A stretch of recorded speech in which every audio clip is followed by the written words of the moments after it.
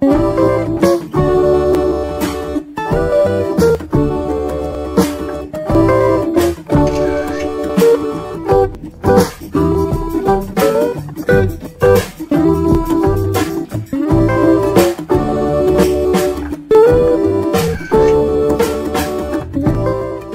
tout le monde, coucou les épicurieux. Aujourd'hui je vais vous parler du projet que j'ai annoncé déjà la semaine dernière et qui correspond à une volonté de protéger le camping-car, l'avant du camping-car quand je roule. Alors j'ai déjà parlé de la protection de l'arrière, hein, avec la surveillance du porte-à-faux que j'ai déjà publié. Et bien là il s'agit d'autre chose. Je veux parler de faire de la piste, oui. Je ne fais pas de la piste 4x4 avec un camping-car comme celui-là, mais néanmoins, je quitte très régulièrement la route goudronnée. Alors je prends des fois des pistes qui ne sont pas très dangereuses, mais caillouteuses.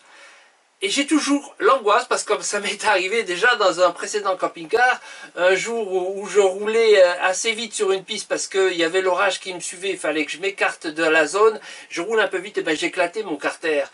J'ai pris un caillou qui m'a éclaté le carter, et du coup j'en suis resté à surveiller beaucoup maintenant le sujet. Il se trouve que dans les Ducato, le carter en question, il est en plastique. Alors l'autre il était en aluminium, ça se fait plus tellement maintenant, et j'ai pu le souder, enfin de moins le faire souder. Mais là, le carter en plastique, je trouve qu'il est très fragile. Alors je sais bien qu'il existe des systèmes, mais ben, je vais vous présenter les systèmes qui existent, qui sont variés et chers, mais j'en ai trouvé un, en tous les cas j'en ai installé un, très très bon marché. Et c'est de celui-là que je vais vous parler, en deuxième temps.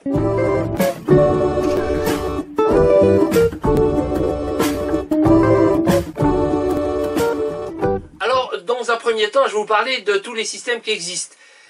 Pas tous, enfin ceux que j'ai repérés. Et surtout parce que j'ai un ami qui a une protection qu'il a installée dès l'origine.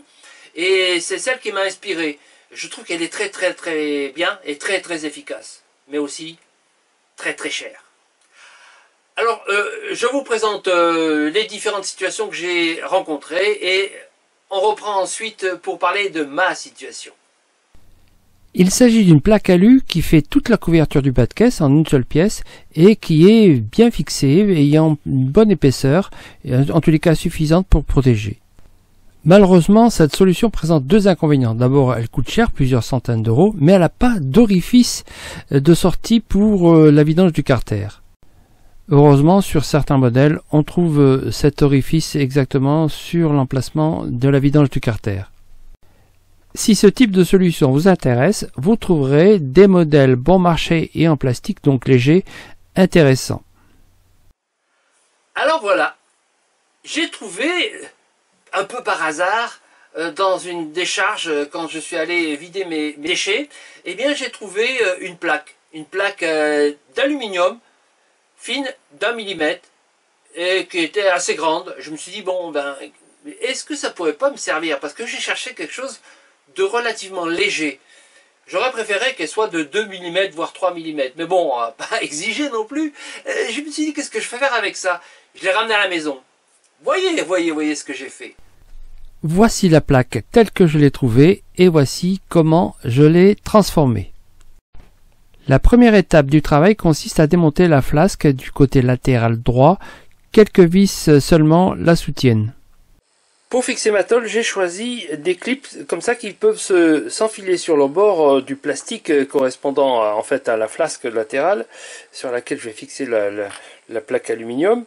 Et je peux ensuite les boulonner comme ça là avec ces vis que j'ai trouvées. Ça se trouve assez facilement, c'est pas très cher. Donc ça je vais faire sur toute la longueur de la flasque.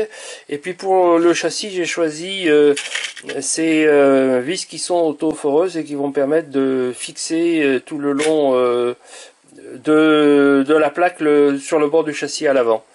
Bon, ça fait quand même une grande longueur ici pour la flasque, et puis là aussi une grande longueur sur l'avant. Il me restera aussi à mettre des points de fixation sur le châssis, un peu pour le troisième point de fixation. Tout ceci, c'est très bon marché. La plaque, vu que je l'ai récupérée zéro, vous voyez, ça fait pour une somme relativement très basse, quelques euros. Voilà, j'ai une plaque de protection pour mon moteur. Enfin, j'espère, on va voir ça. Et me voilà prêt à mettre la plaque qui est préparée dans le sens où elle va aller, c'est-à-dire qu'on est ici vers l'avant, l'arrière, le côté droit, le côté gauche. Pour ceux qui seraient intéressés par ce type d'installation, je vous donne ici quelques cotes.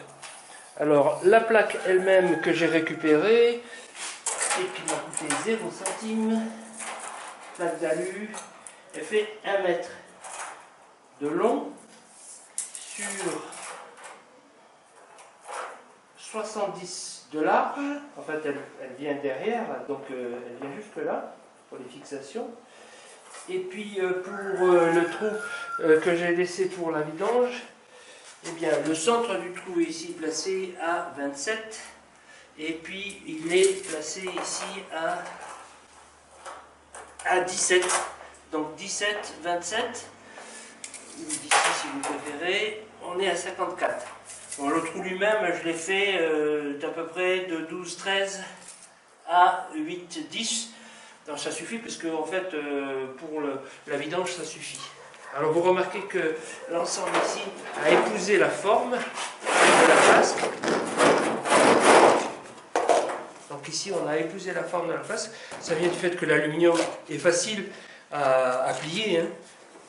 Ça lui permet de donner une forme. Et donc quand je vais lui mettre un petit peu incliné comme ça, de telle façon que s'il y a un écoulement, puis ça stagne pas là, que ce soit de l'eau en passant dans une flasque ou dans une plaque, ou lorsque je fais la vidange, si jamais il y a de l'huile qui coule à côté. Voilà. Voilà, si ça peut vous aider, facile. Après le reste pour la partie avant, là, j'ai percé des trous à peu près équidistants, c'est pas très important. Après, c'est avec les vis autoforeuses que je fixerai sur le châssis.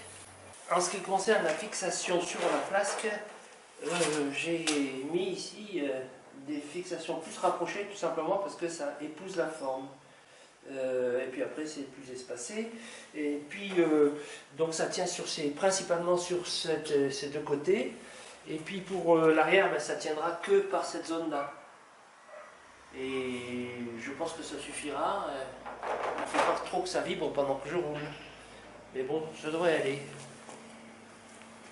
L'épaisseur de la plaque. Alors, l'épaisseur de la plaque, voilà. 1 mm, extrêmement légère. Donc l'ensemble de la plaque ne doit pas dépasser quelques centaines de grammes.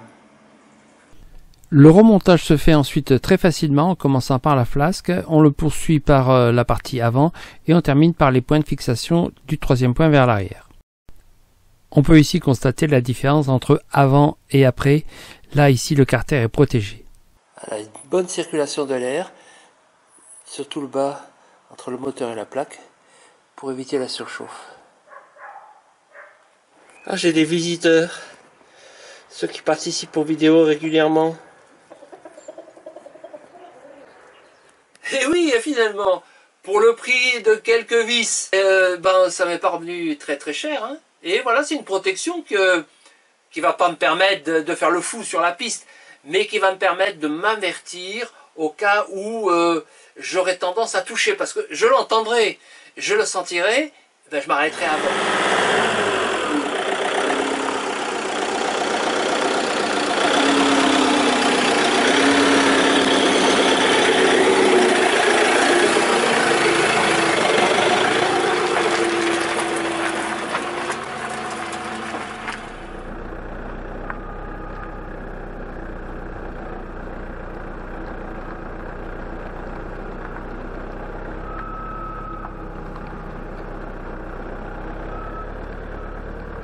Même en roulant à 20-30 km à l'heure, si je roule lentement sur une piste caillouteuse, eh bien je serai en situation de voir venir, et si je vois venir, ben, je ralentis et je vois si ça passe ou pas. C'est simplement ce rôle que j'attends de ma plaque, qui est trop fine pour protéger le moteur, vous vous en doutez bien, mais qui va quand même me rendre service, ne serait-ce que pour éviter les projections éventuellement, parce que des fois on glisse dans l'herbe et dans la boue. Voilà, je vais l'utiliser de manière très sommaire, mais suffisante et surtout pour un coût pratiquement nul. J'espère que ça vous intéresse parce que vous pourriez le faire aussi, c'est pour ça que j'ai donné toutes les cotes.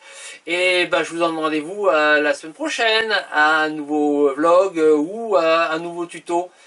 Je ne l'ai pas encore en tête, hein, mais j'ai dans le projet, je vous le rappelle, de vous parler de tout ce qui est la protection du circuit d'eau pour avoir de l'eau de qualité dans votre camping-car. Et dans un deuxième temps, un peu plus tard, lorsque j'aurai déjà bien avancé dans le voyage, je vous parlerai de la qualité de l'eau potable permanente dans votre camping-car. Et j'ai déjà annoncé ces deux rendez-vous. Eh bien, en attendant, il y aura d'autres tutos. J'en ai plein en tête. J'ai pas le temps de les faire tous, mais j'en ai pour quelques années. Je vous assure, c'est vrai. Allez, bisous, et puis à bientôt.